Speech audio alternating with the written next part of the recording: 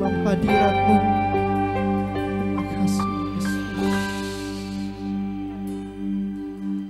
Pujian dan syukurku ku bawa padamu, dengan rendah hati ku persembahkan.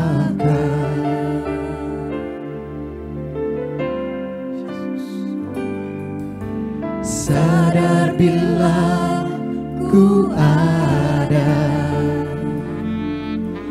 hanya karena anugerah, bukan karena kekuatanku. Mari sama-sama kita sembah Dia. Ku tahu hidupku adalah penyembahan. Kau ciptakanku dalam kemuliaan-Mu.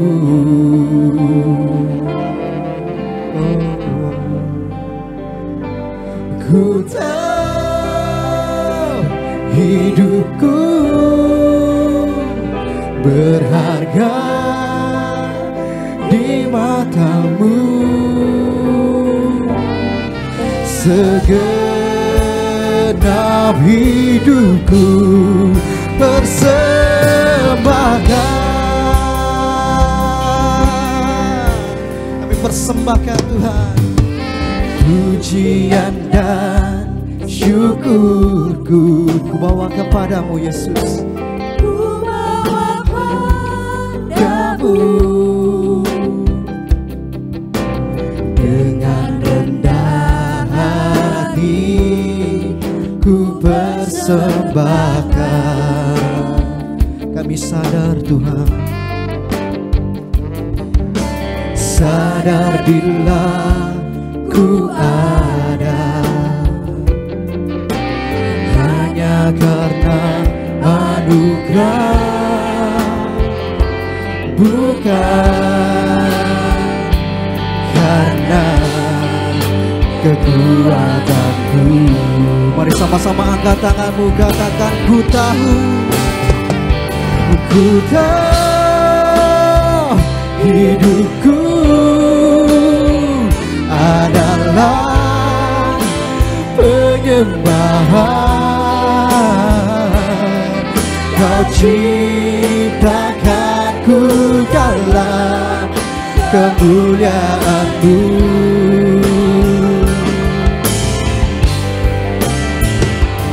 Ku tahu hidupku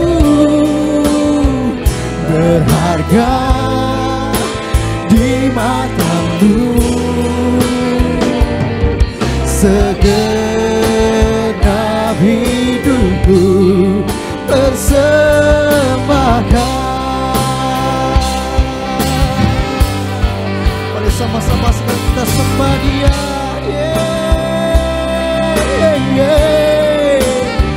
Ku persembahkan hidupku kepadamu Tuhan. Haleluya. Jesus, makasih Tuhan.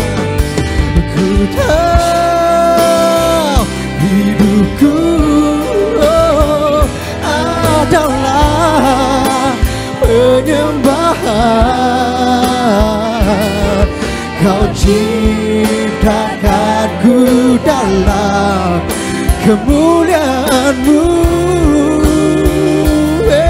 Jesus, ku tahu hidupku berharga di mata-Mu. Segenap hidupku persembahkan. Katakan segenap segenap hidupku persembahkan,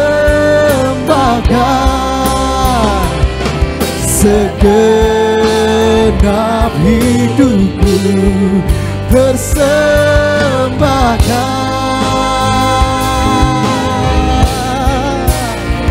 Haleluya. Shalom saudara-saudara semua yang dikasihi Tuhan Yesus Kristus. Hari ini, pagi ini kita kembali beribadah pada Tuhan. Walaupun kita semua masih beribadah secara online, tapi kami percaya bahwa kita semua harus tetap mempunyai semangat, mempunyai roh yang berapi-api untuk tetap beribadah kepada Tuhan Yesus Kristus. Sebelum kita mulai ibadah ini, mari kita berdoa terlebih dahulu. Bapa di surga, di dalam nama Tuhan Yesus Kristus, pada hari ini, pagi ini kami kembali untuk menghadap Engkau, untuk beribadah pada Engkau, untuk mendengarkan kebenaran firman-Mu Tuhan.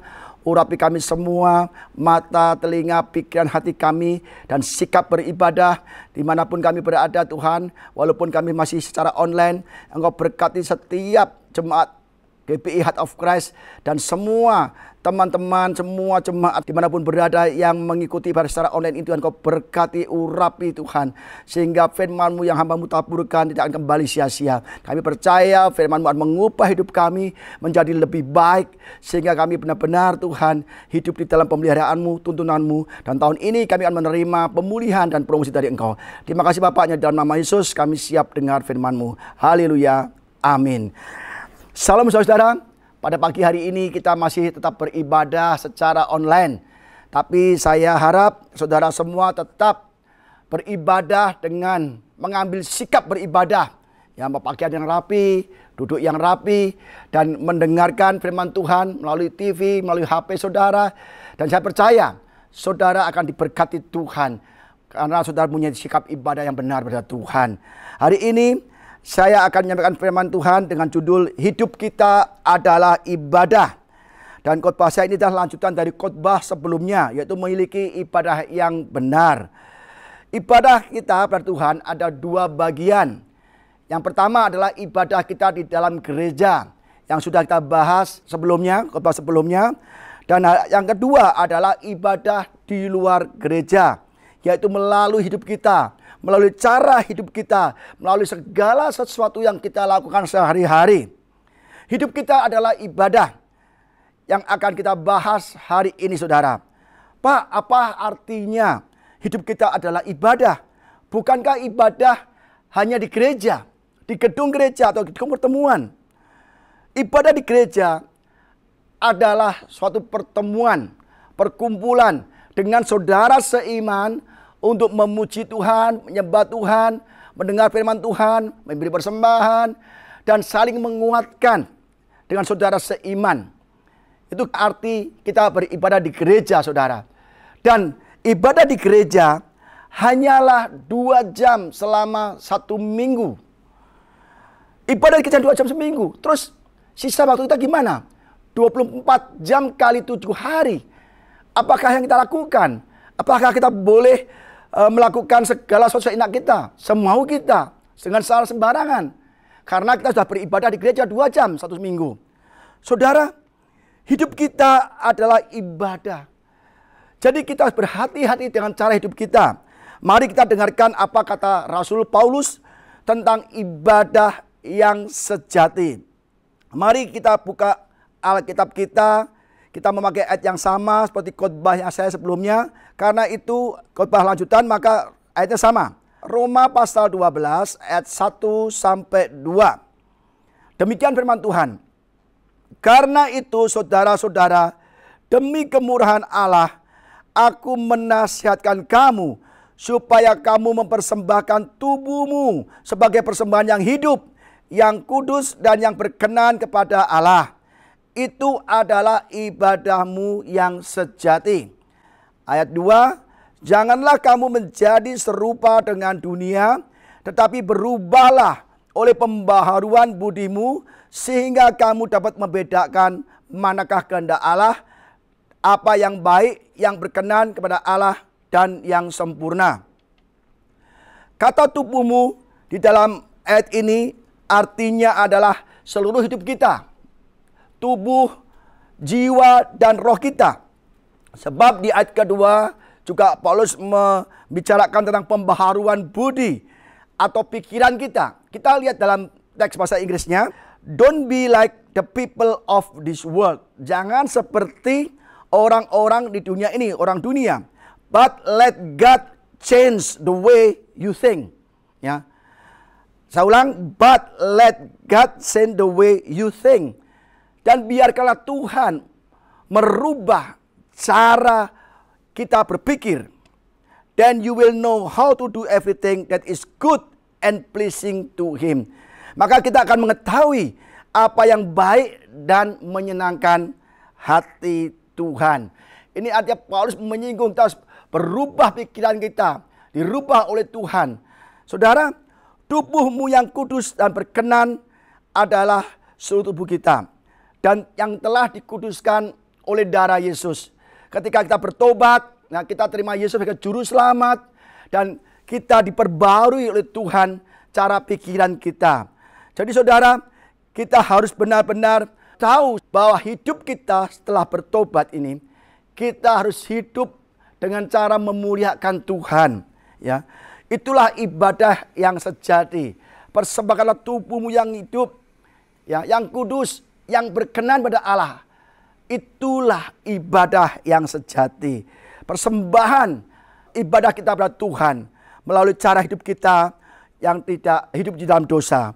Jadi segala sesuatu yang kita lakukan sehari-hari itu adalah ibadah yang sejati. Maka saudara, kita harus hati-hati dalam hidup ini. Pak, bagaimana kita memiliki ibadah yang sejati? Pertama, kita harus memiliki hidup kudus dan yang berkenan kepada Tuhan. Arti hidup kudus adalah kita menjauhi perbuatan dosa dan tidak serupa dengan orang dunia yang belum mengenal Kristus. Hidup kita dengan pikiran kita harus diperbarui dan kita korbankan, kita serahkan kepada Tuhan melalui cara hidup kita. Itulah saudara yang dikatakan ibadah sejati di luar gereja. Karena kita sudah menjadi ciptaan baru di dalam Kristus. Waktu kita dulu tinggal dalam dosa, ya, hidup kita masih sembarangan, masih jahat, masih belum benar. Tetapi ketika kita ditebus oleh Tuhan Yesus melalui salib, kita bukan lagi menjadi hamba dosa atau budak dosa, tetapi kita menjadi hamba Tuhan. Sehingga apapun yang kita miliki hidup ini, hidup kita semua ini adalah milik Tuhan Yesus. Jadi kita harus memuliakan Tuhan di dalam hidup kita. Pak, gimana dengan ibadah di gereja? Saudara, ibadah di gereja bukanlah ibadah yang sejati. Sebab ahli Taurat, orang Farisi, bahkan imam-imam kepala, mereka rajin beribadah di gereja. Tetapi mereka semua ditolak oleh Yesus. Karena hidupnya, sehari-harinya tidak berkenan kepada Tuhan. Bahkan tidak melakukan firman Tuhan itu sendiri, saudara. Ya, jadi kita harus tahu, ibadah di gereja hanyalah 2 jam. Ya. Kalau 2 jam saja kita ibadah nggak serius, ya, masih seenaknya sendiri, masih mempunyai motivasi berdagang, berjualan, mencari kangdol, masih suka ngantuk-ngantuk, masih suka terlambat setengah jam. Saya percaya orang-orang demikian tidak memiliki ibadah yang sejati, saudara. 2 jam saja di hadapan Tuhan, di rumah Tuhan, tidak serius, apalagi di luar gereja, pasti juga akan sembarangan hidupnya, saudara. Mari kita belajar dari Lot, saudara. Kita hidup memang saat ini saat tidak baik, krisis ekonomi, ya, banyak orang yang hidupnya untuk mencari uang, melakukan segala cara, orang jahat. Saudara, kita hidup memang di dalam dunia yang sangat jahat. Tetapi bukan berarti kita juga ikut-ikutan jahat. Lot hidup di Sodom, di lembah Yordan. Setiap hari Lot melihat kehidupan penduduk kota Sodom yang begitu jahat. Tetapi Lot tetap hidup benar, memuliakan Tuhan. Mari kita buka Alkitab kita, 2 Petrus 2 ayat 7 sampai 9. 2 Petrus 2 ayat 7 sampai 9. Demikian firman Tuhan. Tetapi ia menyelamatkan Lot, orang yang benar, yang terus-menerus menderita oleh cara hidup orang-orang yang tak mengenal hukum dan yang hanya mengikuti hawa nafsu mereka saja. Sebab orang benar ini tinggal di tengah-tengah mereka dan setiap hari melihat dan mendengar perbuatan-perbuatan mereka yang jahat itu, sehingga jiwanya yang benar itu tersiksa. Maka nyata bahwa Tuhan tahu menyelamatkan orang-orang saleh dari pencobaan dan tahu menyimpan orang-orang yang jahat untuk disiksa pada hari penghakiman. Ayat di atas jelas sekali bahwa Lot dikatakan orang benar. Alkitab mengatakan Lot adalah orang benar yang terus-menerus menderita ya, oleh cara hidup orang-orang yang tak mengenal hukum, yang hanya mengikuti hawa nafsu mereka saja. Di kota Sodom semua orang berbuat jahat. Semua orang. Kecuali Lot dan anak-anaknya dan istrinya. Saudara, kota Sodom dan Gomora Tuhan akan hancurkan. Tetapi sebelum hancurkan, Tuhan berkata kepada Abraham, aku akan hancurkan kota Sodom dan Gomora. Tapi Abraham menawar, Tuhan kalau ada 50 orang baik, masa engkau juga hancurkan? Tidak, aku hancurkan jika ada orang 50. Ternyata tidak ada, 45, 40, 30.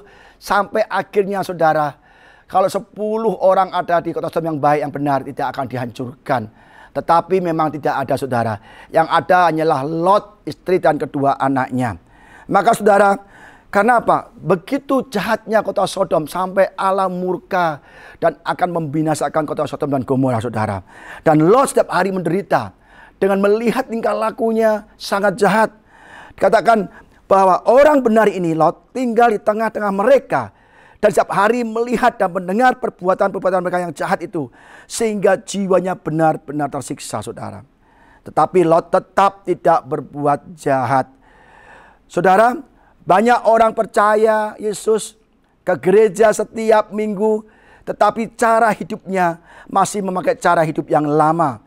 Yaitu hidup seperti cara orang dunia. Berbuat jahat, iri, menyakitin orang, menyerang orang lain, cinta uang, serakah, hidup di dalam perzinahan, kedukun, ke paranormal, sembah dewa-dewa untuk mendapatkan kekayaan saudara. Dan perbuatan-perbuatan dosa lain. Kira-kira itulah keadaan di suatu waktu itu saudara. Tetapi Lot itu kudus dan Tuhan selamatkan. Tapi orang jahat itu semua dibinasakan. Lot bisa hidup kudus.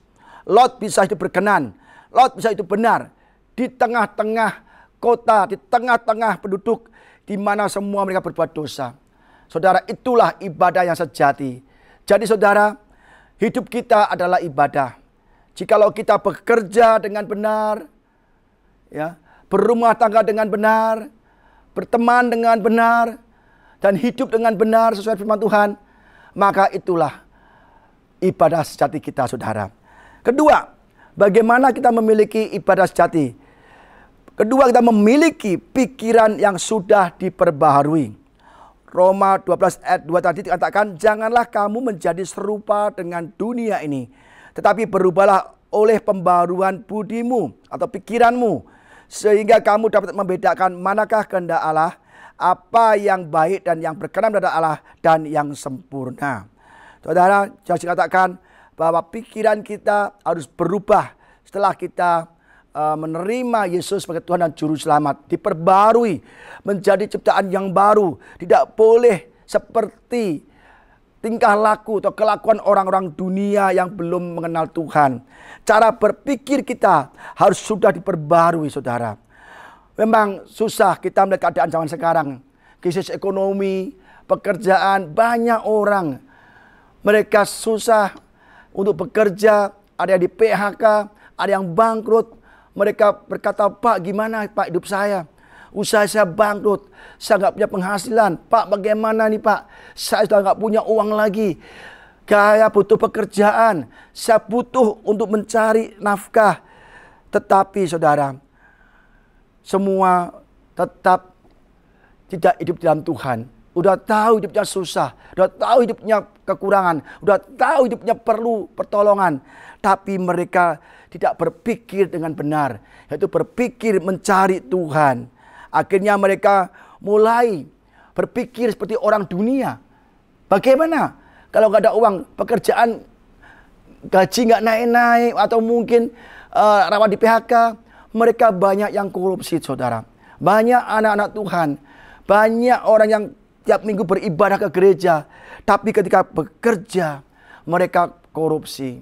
Saya punya teman, saudara, mereka adalah pelayan Tuhan. Dia adalah orang yang suka melayani Tuhan, suka berkhotbah, tetapi ketika dia bekerja, dia korupsi. Saya tahu dari kawan dekatnya dia bilang, Pak Budi, itu Pak, dia pemimpin ibadah, tetapi waktu dia bekerja di suatu perusahaan, Pak, mereka buat curang sampai perusahaannya bangkrut. Loh, kok bisa begitu? Perusahaannya menjual jasa, menjual seperangkat CCTV. Tetapi dia tahu belinya di mana, berapa harganya, jualnya berapa. Wah, kok untungnya banyak, gajiku kok sekian. Akhirnya teman itu dia berkata, aduh, enak aja nih perusahaan income-nya besar, sedangkan saya hanya gaji segini. Akhirnya saudara, setiap kali ada customer ingin belanja CCTV, dia bilang, Pak, ini ada produk sama, ada barang sama, merek sama, tapi jauh lebih murah. Kok bisa begitu? Kalau Bapak mau, nanti saya akan kontak Pak setelah jam kerja. Akhirnya dia kontak itu customernya, dan dia kasih harga yang sama, dan barang yang sama, servis yang sama, dengan harga yang jauh lebih murah. Setiap customer yang menelpon kantornya, dia handle, dia ambil alih, bahkan dia ambil itu omsetnya. Lama-lama perusahaan itu bangkrut, saudara. Dan dia punya perusahaan baru yang sama seperti di mana dia bekerja. Ini sangat-sangat merupakan kekejian bagi Tuhan. Korupsi, merongrong, mencuri, merampok uang dari bosnya sendiri yang memberi dia nafkah. Ini bukan hidup yang beribadah. Ini hidup mempermalukan Tuhan. Saudara, ada orang yang melakukan segala cara untuk mendapatkan uang, menipu, berhutang tidak membayar, bahkan ke dukun mencari income. Tidak sedikit orang jual diri untuk mendapatkan income. Anak-anak Tuhan, mereka percaya Yesus, saudara. Ini bukan hidup yang merupakan ibadah yang sejati. Hidup kita nggak kudus, nggak benar, nggak berkenan pada Tuhan. Saudara, itu semua cara-cara dunia, cara pandang, cara berpikir orang yang belum sungguh-sungguh di dalam Tuhan. Paulus berkata, janganlah serupa dengan dunia, tetapi berpikirlah dengan pikiran yang baru, yang dibarui oleh Tuhan, dengan cara kita bertobat. Ya, kita serahkan dalam tangan Tuhan hidup kita, dan kita mulai hidup sesuai firman Tuhan. Itulah yang diminta. Kalau orang dunia berkata, aduh, ini kok ada COVID, aku bangkrut, aku ada malapetaka, sakit penyakit, ada kekurangan di PHK. Ini Tuhan pasti tidak cinta saya. Tuhan tidak mengasihi saya. Kalau Tuhan mengasihi saya, mengapa saya bisa hancur hidup saya di PHK, bahkan gaji dipotong, bangkrut. Akhirnya orang itu tidak mempercayai Tuhan, saudara. Tetapi beda dengan orang yang sudah diperbarui pikirannya. Dia berkata, Allahku akan memenuhi segala keperluanmu menurut kekayaan dan kemuliaan di dalam Kristus Yesus. Itu orang yang sudah diperbarui pikiran oleh firman Tuhan. Kita tahu saat ini kita mungkin lagi ada masalah keuangan, ya, ada masalah sakit penyakit, ada masalah keluarga. Tapi orang yang percaya Yesus, orang yang sudah diperbarui pikirannya, dia akan ingat firman Tuhan. Oh, saya tahu sekarang bahwa Allah turut bekerja dalam segala sesuatu yang mendatangkan kebaikan bagi aku yang mengasihi Dia, yang terpanggil sesuai dengan rencana Allah. Tapi orang-orang dunia akan berpikir lain. Saudara, maka kita berbeda dengan orang dunia. Apapun yang kita alami, apapun yang kita sedang hadapi, percayalah, Tuhan selalu menolong kita dan selalu menyertai kita. Segala sesuatu yang terjadi di hidup kita, Allah mendatangkan kebaikan kita. Allah itu bekerja untuk mendatangkan kebaikan bagi kita, saudara. Seperti contohnya kita lihat dari Yusuf, saudara. Yusuf itu adalah anak kesayangan dari Yakub. Dia anak yang dikasih pakaian bagus, disayang. Akhirnya saudara-saudara yang iri, dan Yusuf akan dibunuh, dibuang ke sumur, dan akhirnya dijual menjadi budak di rumah Potifar, kepala pasukan Firaun, saudara. Dan dia benar-benar menderita hidupnya. Dari enak, dari kemewahan, mendadak secara drastis dia berubah kondisinya. Dibuang, dijual jadi budak. Tetapi Yusuf ingat bahwa Tuhan selalu menyertainya. Tetapi Yusuf itu adalah orang baik dan orang benar di hadapan Tuhan. Maka Tuhan menyertai dia. Di rumah Potifar dia kerja keras, kerja dengan baik. Apa buktinya, Pak? Tidak tertulis di baik Alkitab kalau Yusuf bekerja dengan baik dan benar. Buktinya Yusuf diangkat menjadi kepala rumah tangga di situ. Segala sesuatu yang Potifar kerjakan, Yusuf yang mengerjakan. Sampai-sampai Yusuf digoda oleh istri Potifar, tapi Yusuf tetap menjaga kekudusan, hidupnya memuliakan Tuhan.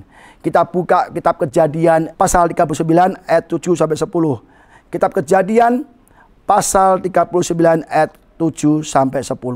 Demikianlah firman Tuhan. Selang beberapa waktu istri tuannya memandang Yusuf dengan birahi. Lalu katanya, marilah tidur dengan aku.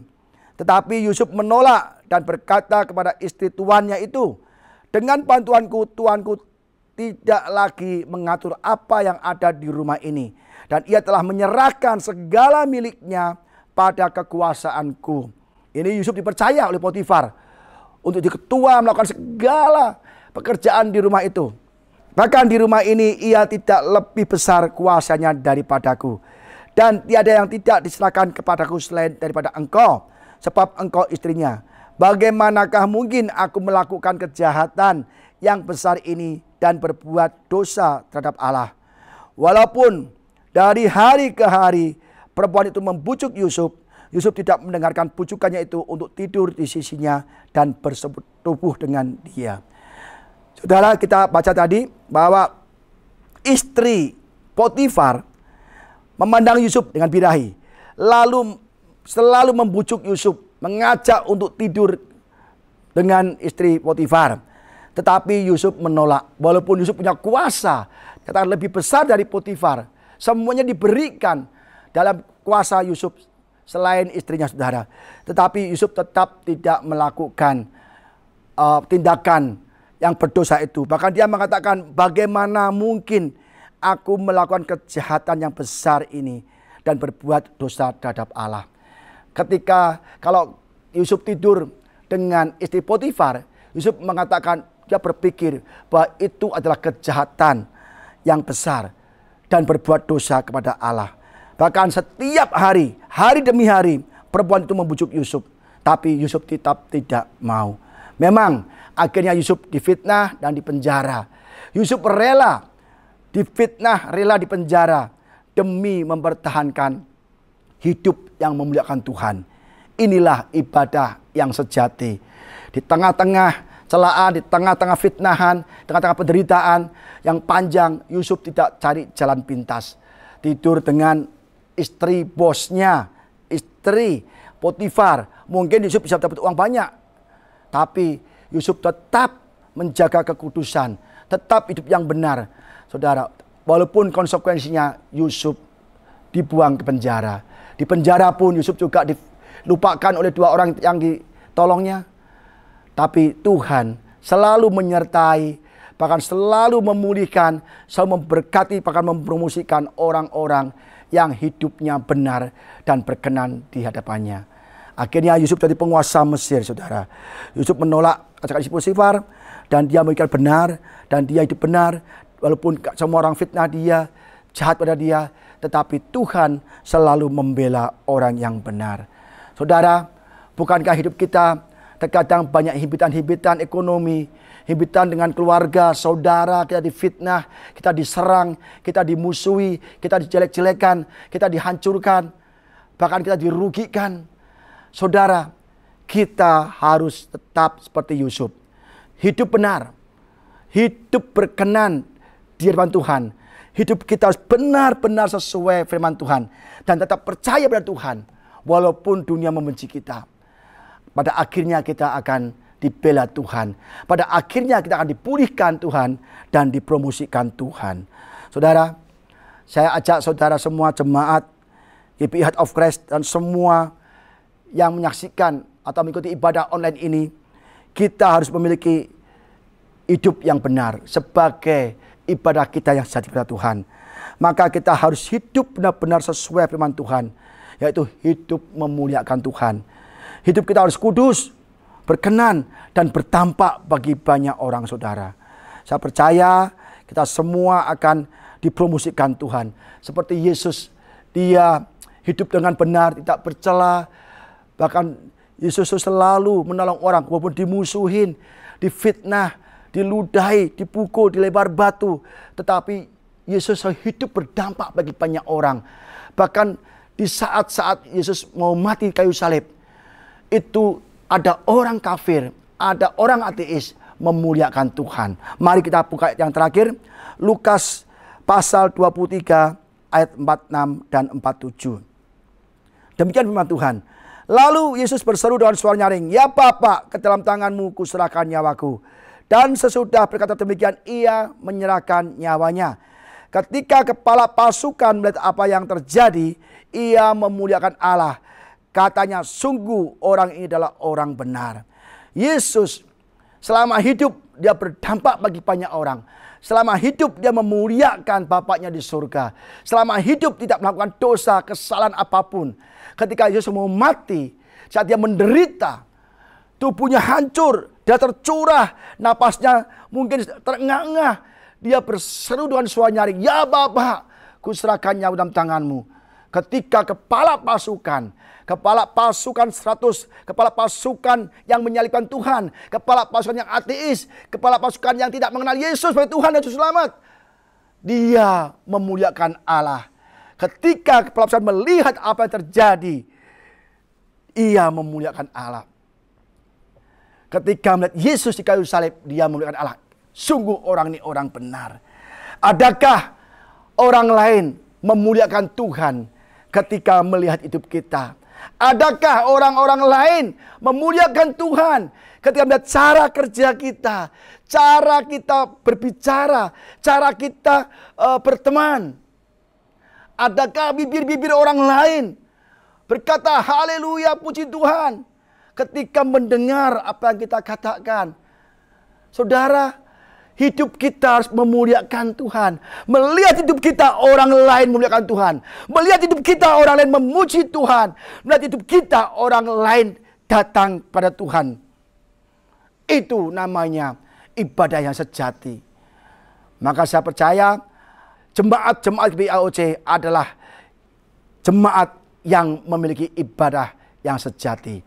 Melihat hidup kita semua, saudara-saudara, orang lain memuliakan Allah. Orang lain yang tidak kenal Yesus akan datang kepada Yesus melalui hidup kita. Itulah, saudara, persembahan hidup kita yang kudus dan berkenan, yang merupakan ibadah sejati. Saya percaya kalau kita mempunyai ibadah sejati, hidup kita memuliakan Tuhan, maka saya percaya tahun ini, tahun 2021, tahun di mana orang-orang dunia mengalami kesusahan-kesusahan, mengalami penderitaan dan karena pandemi COVID-19, kita semua yang memiliki ibadah sejati pasti dipulihkan Tuhan, pasti dipromosikan Tuhan, dan hidup berkecukupan bahkan berkelimpahan. Sekian firman Tuhan pada hari ini, dan saya percaya kita akan dipulihkan dan dipromosikan Tuhan tahun ini melalui ibadah sejati kita. Amin. Mari kita berdoa. Bapa di surga, di dalam nama Yesus Kristus kami dalam mendengar firman-Mu Tuhan. Ampuni kami semua yang selama ini bahkan sampai hari ini kami belum memiliki ibadah sejati, yaitu hidup yang memuliakan Engkau, hidup yang berkenan di hadapan-Mu, hidup yang kudus Tuhan. Ampuni kami Tuhan. Mulai hari ini kami mau merubah hidup kami, cara hidup kami, yaitu hidup yang kudus dan berkenan kepada-Mu Tuhan. Dan kami tidak akan mau menjadi serupa dengan dunia, menjadi serupa dengan orang-orang yang tidak mengenal Engkau. Tapi kami mau memiliki pikiran yang baru, yang telah diperbarui oleh Tuhan melalui pertobatan kami. Kami bukan lagi ciptaan lama, tapi kami ciptaan baru dalam Kristus Yesus.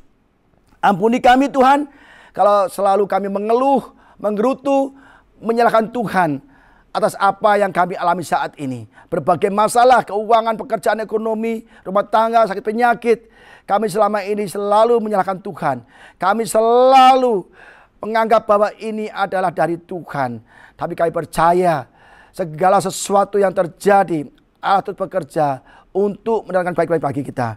Terima kasih Bapak, berkati setiap jemaat-Mu, GPI HOC, dan juga jemaat-jemaat-Mu dimanapun berada yang menyaksikan ibadah online ini Tuhan. Dan kami percaya tahun ini kami mau menerima pemulihan dan promosi dari Tuhan. Ajar kami Tuhan. Dan kami rindu Tuhan, kami punya waktu intim dengan Engkau, saat teduh untuk berdoa, membaca firman-Mu, memuji, menyembah setiap hari. Supaya kami bisa melakukan ibadah yang sejati dalam hidup kami sehari-hari. Terima kasih Bapak. Jadikan kami dampak bagi banyak orang pula Tuhan. Terima kasih Tuhan Yesus. Hanya di dalam nama Tuhan Yesus Kristus kami berdoa. Haleluya. Amin. Saudara, sebelum kita berpisah, mari kita angkat tangan untuk terima berkat dari Tuhan. Katakan amin akan setiap kata-kata iman ini dan terjadi dalam hidup saudara. Diberkatilah keluargamu, diberkatilah suamimu, diberkatilah istrimu, diberkatilah anak-anakmu, diberkatilah orang tuamu, diberkatilah kesehatanmu, diberkatilah pekerjaan usahamu. Saudara, diberkatilah engkau dengan hati yang memiliki ibadah sejati. Terimalah berkat rahmat anugerah dari Bapa di surga, cinta kasih sayang Tuhan Yesus Kristus, penyertaan pertolongan dan urapan Roh Kudus menyertai kita semua siang hari ini sampai selama-lamanya. Hanya di dalam nama Yesus Kristus yang percaya, mari sama-sama katakan amin.